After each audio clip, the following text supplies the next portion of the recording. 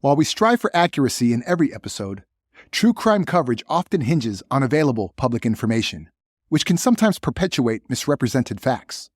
Today, we're setting the record straight about Lee Redmond's case, with the invaluable assistance of his sister, Jami Pomerleau. Her firsthand insights have allowed us to paint a more complete and truthful portrait of Lee and the circumstances surrounding his tragic death. We extend our deepest gratitude to Jami for coming forward, sharing her time, and helping us honor her brother's memory with the accuracy it deserves.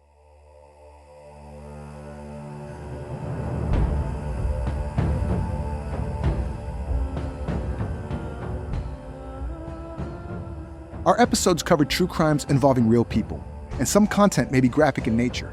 Listener discretion is advised. We produce each episode with the utmost respect for the victims, their families, and loved ones.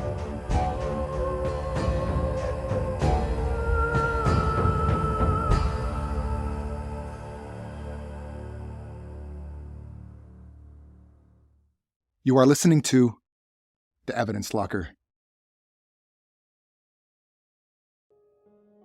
Moments after Patricia Stalker and her roommate heard the unmistakable sound of gunshots, they saw a man covered in blood, crawling towards the gate to their apartment complex on West Reno Avenue, Las Vegas.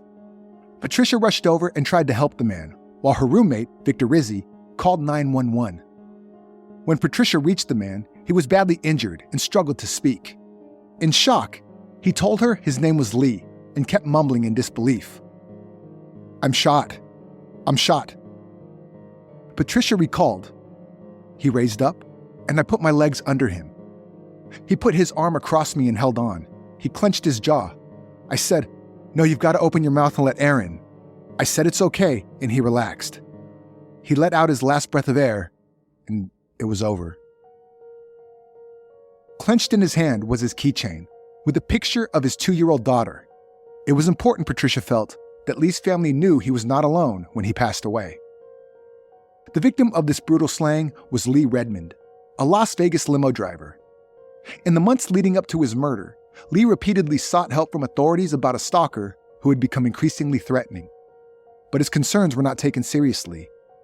And then, his worst fears came true.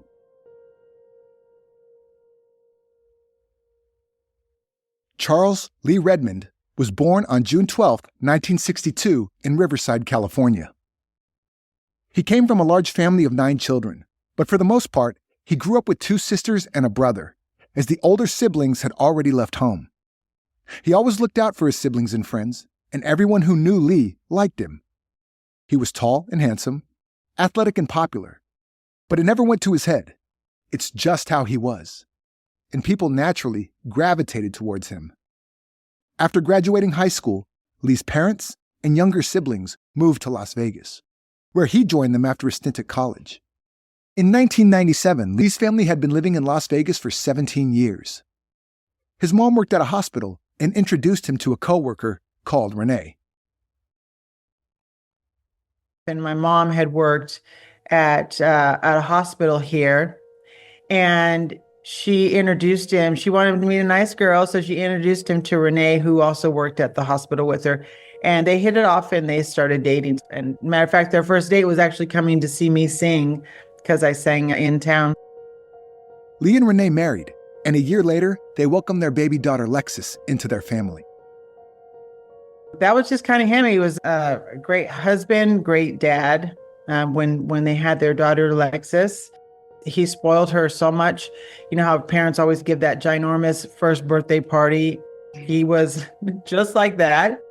And spoiled her a lot, and everything just should be going really good. They always lived close by me, so I saw them pretty often as a singer, singing in lounges here in Las Vegas. It wouldn't be unusual for me to look up from the stage out into the audience and see my brother standing in the back of the room, because he was a limo driver for a hotel here, and in between, driving people around, he would stop by and watch me sing. So I saw him quite a bit. A respected kickboxing champion, Lee was happy to settle down and enjoyed being a father.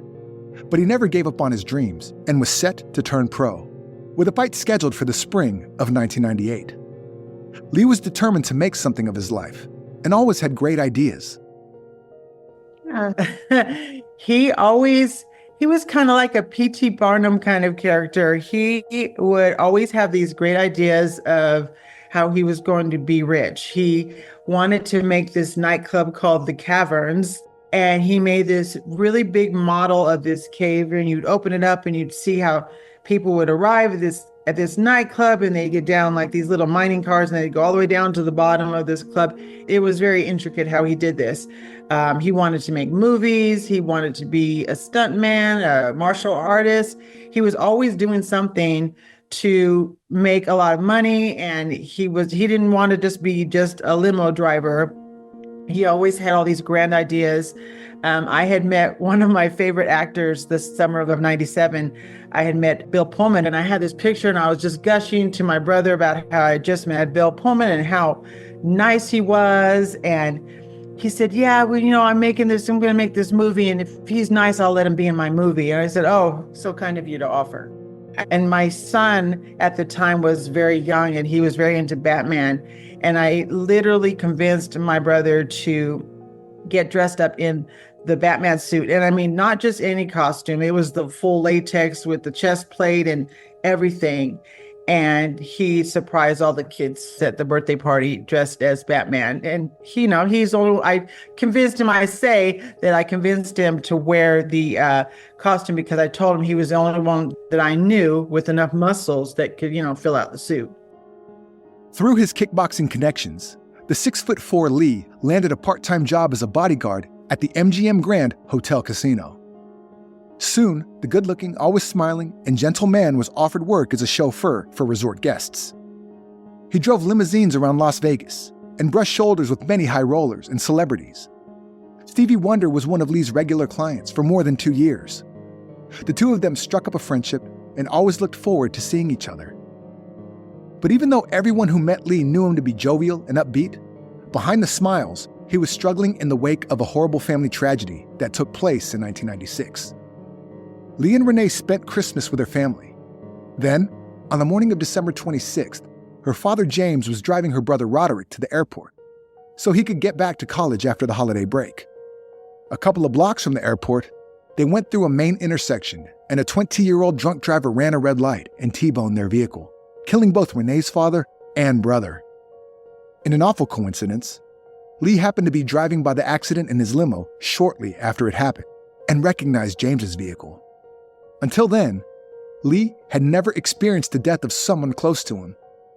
The accident traumatized him, and it was a rough time for him and Renee as they struggled to come to terms with the tragedy, each in their own way.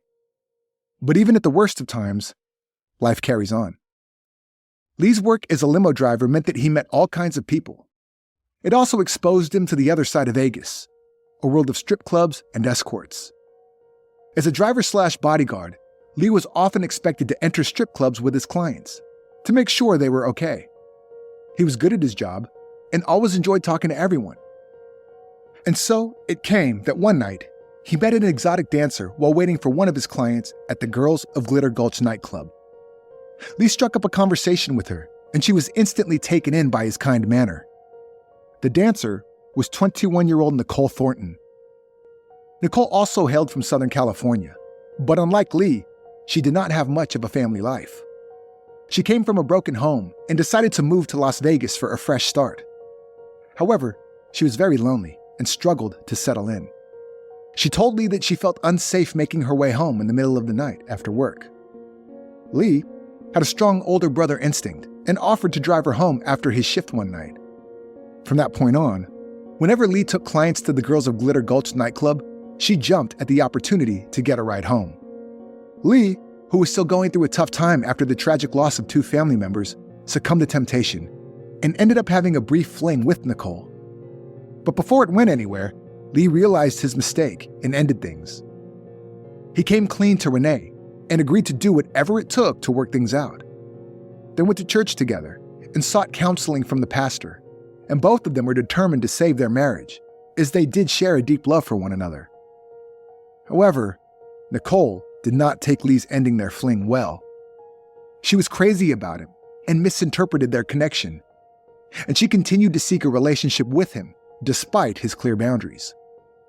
He realized her intention was to break up his marriage and politely turned her down, time and time again. He made it clear that he was in a loving marriage and was committed to his young family. Lee never considered leaving Renee and told Nicole so in no uncertain terms. Nicole struggled to accept this and called Lee at work every day, and most of the time he got himself out of the conversation, or he would ask his coworkers to cover for him. The daily calls escalated, and soon Nicole was calling almost on the hour. When Lee started avoiding her phone calls, she showed up at his work in person. It was very awkward for Lee, who was running out of excuses to get rid of her. Nicole was oblivious to the stress she caused him and continued chasing after him. She even had two guys that she said were her brother confront him in his car one day, and just really scary things. And those things I think needed to be told, because that helped people to understand his mindset of why he went over her house that night, to try and just make it all end and just try and talk her out of, doing what she had been doing for months. In her mind, the only obstacle was Lee's wife, Renee, so she went after her too, hoping to come between them. Nicole left notes on Renee's car, claiming that she was still having an affair with Lee, and that this was not his only affair either. She lied, saying that when Lee told Renee he was at work, he was with her. Concerned about his family's safety when he left for work, Lee was afraid of what Nicole was capable of. There was no telling how far she was prepared to go. However, police were not very helpful and did not think the situation was quite as dangerous as Lee described it. In fact, he told his friends and family that the duty officers laughed at him. Lee felt embarrassed and angry all at the same time. Nicole would not leave him alone. Police did not take him seriously. What was he supposed to do? Despite a restraining order against her, Nicole continued her stalking behavior. It put so much pressure on Lee and his young family, they decided to move. The couple bought property and built their new home. They had an unlisted phone number and address, and for a moment, Lee felt a bit safer. But Nicole's harassment continued. Lee tried everything. He ignored her, he was firm and direct with her, and when that didn't work, he tried to be kind and patient. However, his kindness only seemed to fuel her fire, causing her to damage his personal vehicle by keying it, throwing paint on it, and even slashing the tires. In the summer, I got a call from my sister-in-law, Renee, and she said, "You know what? You better go talk to your brother, because he just needs to figure out what to do with this girl. And she's driving us crazy." And I said, "Okay, I'll see what I can do." And then he called me not too short after Renee was at work, and he said, "Can you please come over and watch Lexus for a minute? Because I went out to go get in the car and she had slashed all my tires in my car." So he's out there in the heat of Las Vegas, changing all the tires on his car because she had slashed his tires. And I said, "What is going on?" And he just said that this girl won't leave him alone, and he made a mistake, and that she just won't leave him alone. And he's gone to the police, and they laughed at him because he's this big 6'5" guy, real strong, muscular guy, and she was this little petite dancer, and they were treating him like he shouldn't have anything to be afraid of. Lee diligently reported each incident as his anxiety mounted. But authorities underestimated the seriousness of his concerns, failing to acknowledge the danger posed by Nicole's escalating behavior. Lee felt let down by the system, but was prepared to do whatever it took to protect his family. He confronted Nicole for the umpteenth time and begged her to stay away from them. But instead of coming to her senses or apologizing, Nicole pulled out a firearm and threatened to shoot him if he didn't leave Renee for her. Through careful negotiation, Lee managed to defuse the volatile situation. The dramatic incident seemed to have shaken Nicole into reality, making her realize what she was doing. She had a gun pointed at the man she had become obsessed with. It was rock bottom. At this point, Lee thought that he finally got through to his stalker and was positive about getting on with his life. He hoped to leave the whole thing behind him and forget that he ever met Nicole Thornton. But Nicole would not let him forget about her. In the first week of October, she sent him another threatening letter. She also vandalized his car. Again. She would make really mean comments to Renee because she was, like myself, light skinned African American, and Renee is dark skinned. And so she would say things like, he doesn't want a dark skinned woman, he wants me. And just nothing was working. It was not going to break the bond of Renee and Lee. And so that's when she just started doing crazy things all the time. Lee was furious and desperate to put an end to Nicole's behavior. In the early morning hours of Monday, October 13, 1997, after he finished work for the night, he drove the MGM Grand's limousine to Industrial Road, where it was stored, and picked up his personal car. He then drove to Nicole's apartment in one final attempt to resolve the situation. What followed was pure carnage. Police concluded that Nicole pulled her weapon on Lee during the argument. He did not engage in a struggle and chose to leave. As he walked away from her, heading downstairs from her second-floor apartment, she shot him in the back. Blood on the driver's side door handle of Lee's car indicated that he had made it to his car. However, Nicole must have followed him and fired a second shot, hitting him in his lower back. Nicole left him for dead and returned to her apartment. Inside, she wrote a suicide note explaining her obsession with Lee. If she couldn't have him, no one could. Then, she turned her gun on herself and pulled the trigger. Meanwhile, Lee must have realized he was in trouble and returned to the building, crawling, hoping that someone would help. This is when Patricia Stalker and Victor Rizzi saw him and raised the alarm. Sadly, it was too late, and Lee passed away only minutes before the ambulance arrived at the scene. Lee was announced dead at 5:20 a.m. by the Las Vegas coroner's office. Renee was up all night waiting for Lee. She was used to him working late, but something didn't feel right. When a police officer knocked on her door with news about her husband's murder, her whole world fell apart. They asked her if she knew of anyone who would have wanted to harm her husband, and she immediately told them about Nicole Thornton. Police realized that Lee was killed outside of Nicole's apartment and wanted to talk to her. When they entered her apartment some hours after Lee passed away, they discovered her body inside with a self-inflicted gunshot wound to the head. Shortly after Lee's murder, Stevie Wonder was staying at the MGM Grand and requested his usual driver, the amicable Lee Redmond. The pop star was distraught to learn about the murder and reached out to Renee and asked if he could sing at Lee's funeral. It was an emotional service at the New Bethel Baptist Church. Before Stevie Wonder sang, he said, "It was only through the love of Lee that I am here today. It is only through Lee's love that I am here as a friend. Our friendship was not based on who I was. It was based on being a friend. I knew instantly that this man would be someone special in my life. As much as I'm hurt that he is not here in the physical, I am so glad that he is looking down on us, protecting us." He then fared his friend farewell by singing, "I Won't Complain," and the congregation rose to their feet, clapping, crying, singing along. Stevie Wonder sang the heartfelt gospel song, ending it with, "God bless you, Lee." Lee's father, Ralph Redmond, respected his son for following his dreams and putting them into reality. He said, "Lee was not perfect. None of us are. He loved life." Lee's sister Jami also thanked Patricia Stalker publicly for being there for her brother during his last moments alive. Lee's family struggled to come to terms with his passing. 4 months before his death, he took out a restraining order against his stalker, who eventually became his killer. It was terribly frustrating to know that he feared for his safety, but nothing was done to save him. Jami shared that the family has always been transparent about Lee's brief mistake, emphasizing that it in no way justifies the tragic outcome.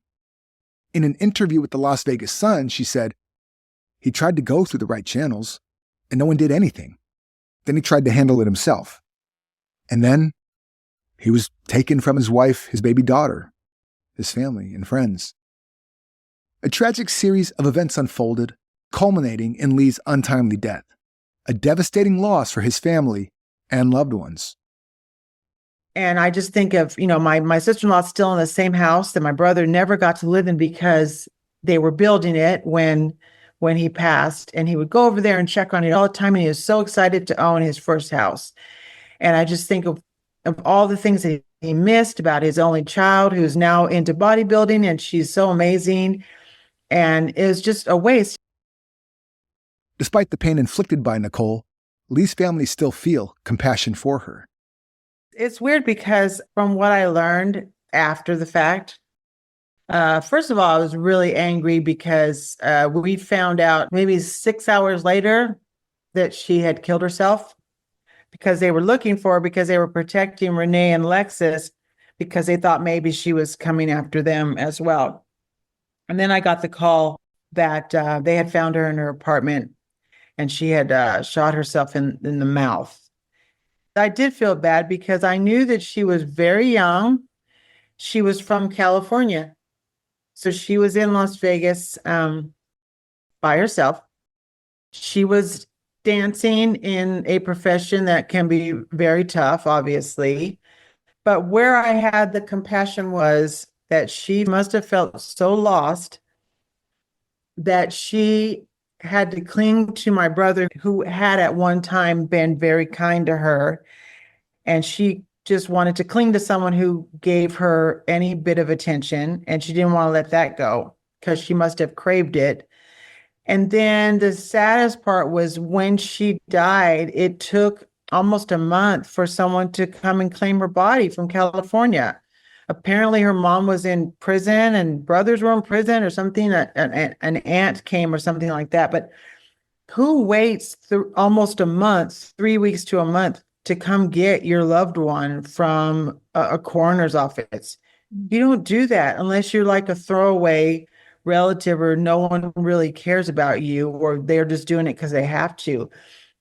If it were my relative, I would be there the same day.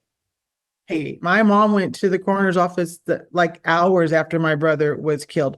So that's where the compassion for me comes. I hate what she did, but she also, wasted her life as well. And then even after she took her own life, nobody cared enough to come and get her. And that to me is really sad. Since 1998, Nevada's anti-stalking laws have evolved to address emerging threats, especially incorporating provisions against cyberstalking. Under Nevada revised statutes, stalking is defined as willful or malicious conduct that causes a reasonable person to feel terrorized, frightened, intimidated, or harassed, and actually causes the victim to feel such emotions. In 2010, the statute was amended to include electronic communications, making cyberstalking a Category C felony, punishable by up to 5 years in state prison and a fine of up to $10,000. Data from 2019 indicates that approximately 1.3% of individuals age 16 or older were victims of stalking in the U.S. The experience is equally life-altering for a male victim as it is for a female. I just hope that, yes, that his death was not for nothing, that yes, that laws do change and people can realize that men are stalked just as much as women, and that the police officers need to show more compassion when people are reporting things like that. And if you can't show compassion or believe the person or help the person, then you shouldn't be in that profession. And had they helped him and had they talked to her, maybe she wouldn't have killed him. She would have been scared off because the police were onto her or something. I don't know. There's so many things that could have happened, because I don't even think him going over there that night had anything that would change anything, because she probably would have come to his apartment or come to his place of business, and then maybe more people would have been hurt other than those two. By remembering Lee, a kind-hearted and ambitious man devoted to his family, we must acknowledge the need to change societal attitudes towards male victims of stalking. Lee's only misstep was trusting someone who ultimately caused irreparable harm, and his tragic story highlights the importance of always treating stalking as a serious crime. Male victims of stalking often face unique challenges, including societal disbelief and lack of support, which can leave them feeling isolated. Let Lee's story be a reminder that no one should have to endure such terror alone, and that authorities and communities must take all stalking reports seriously to prevent tragedies like this from ever happening again. We would like to express our deepest gratitude to Jami Pomerleau for her invaluable contributions to this episode. Her courage in sharing Lee's story not only honors his memory, but also sheds light on the need for systemic change and greater empathy for victims of stalking everywhere. If you'd like to read more about this case, have a look at the resources used for this episode in the show notes. Also, visit us on social media to see more about today's case. We're on Facebook, Instagram, and Twitter. You can also check out our channel on YouTube. If you like what we do here at Evidence Locker, subscribe at Apple Podcast or wherever you are listening right now, and kindly leave us a 5-star review. This was the Evidence Locker. Thank you for listening.